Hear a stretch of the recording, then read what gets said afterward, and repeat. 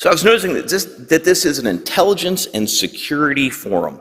So I figured you all came to London, all the way from wherever you're from, because you care about security. So some of you must be wondering, what in the world is human rights and human trafficking doing on the agenda?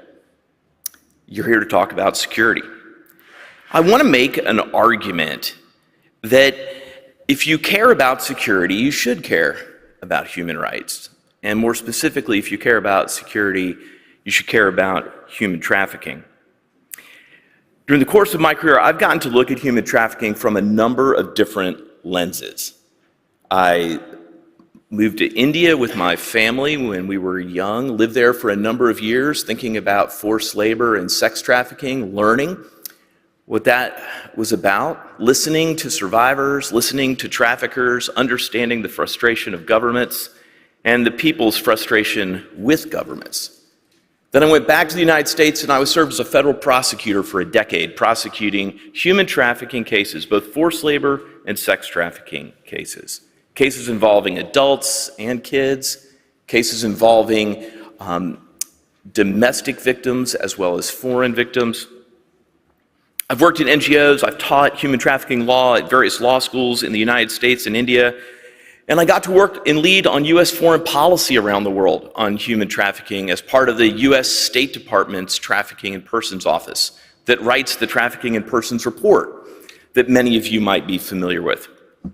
I've even spent a short stint as a partner in the world's largest law firm, thinking about forced labor and supply chains and what it looks like. And all these different lenses have helped me understand a few things.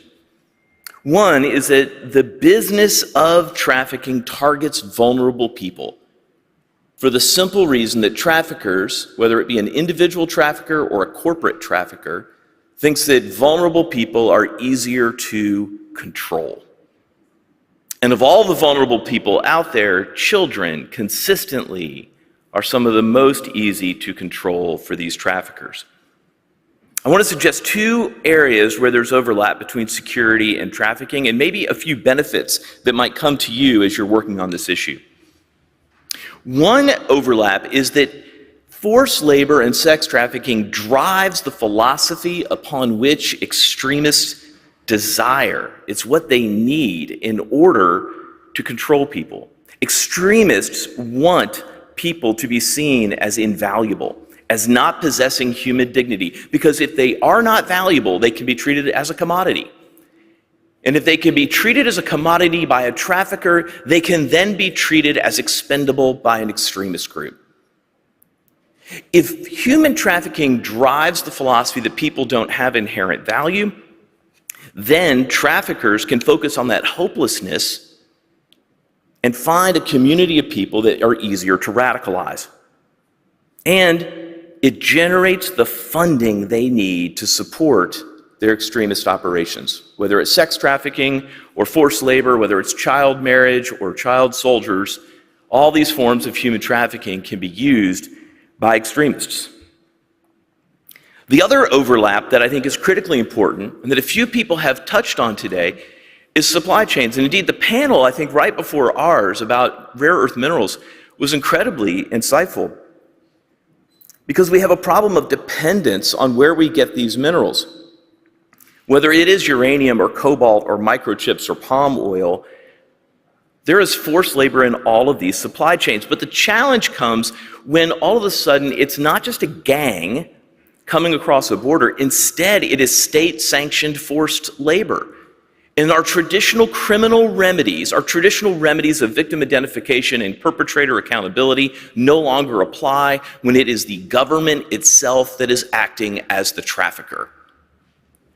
We can't ask the government to increase its investigations of its very own activities and to hold itself accountable or to put itself in jail. And we have that right now in China, where the government of China is exploiting millions of people in forced labor. It's been found by both Secretary Blinken and Secretary Pompeo to be a genocide of the Uyghurs.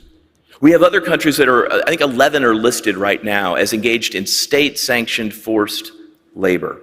And that requires a different set of interventions. It requires diplomacy. It requires you all to act in legislation in new ways, There are three categories that generally come up.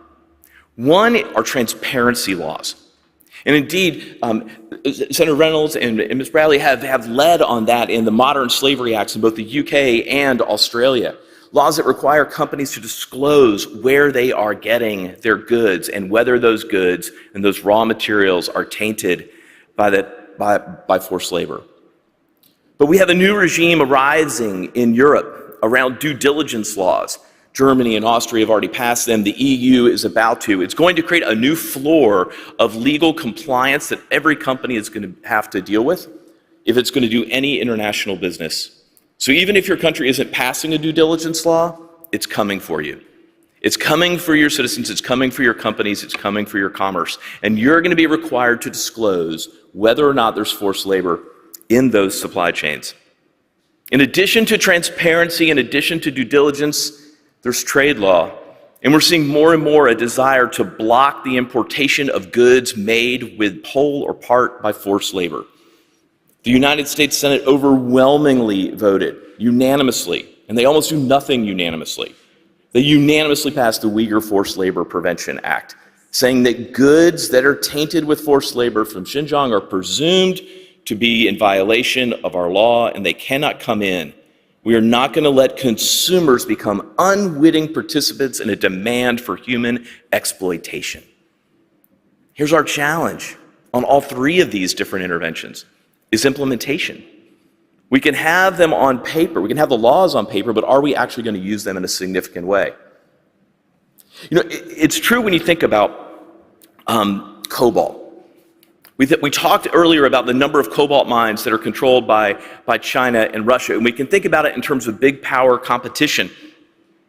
We can think about it in terms of the Belt and Road Initiative and how it is operating throughout Asia and Africa.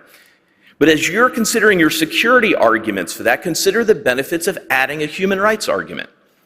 Consider the fact that almost all of that cobalt in all of those mines are mined by kids, forced to work by the companies that own those mines and their subcontractors. You can add to your security dependence argument a human rights argument and gather yourself new allies and human rights activists to stand with you as you try to advance the security cause. The same is with polysilica in Xinjiang. We may have bold renewable energy goals that you love. That's great. You may want more solar panels more quickly. That could be noble. But do we want the fractional possibility of reducing our carbon footprint to be traded on the backs of guaranteed exploitation of children making those solar panels and solar wafers? I think we have to ask ourselves, can we source from a different area, both from a security perspective, but also a human rights perspective? And add to yourself the allies that will bolster your security arguments. That is, fighting for human rights and fighting for freedom of everyone who's exploited in human trafficking isn't just the right thing to do, it's the smart and strategic thing to do if we care about security. Thank you.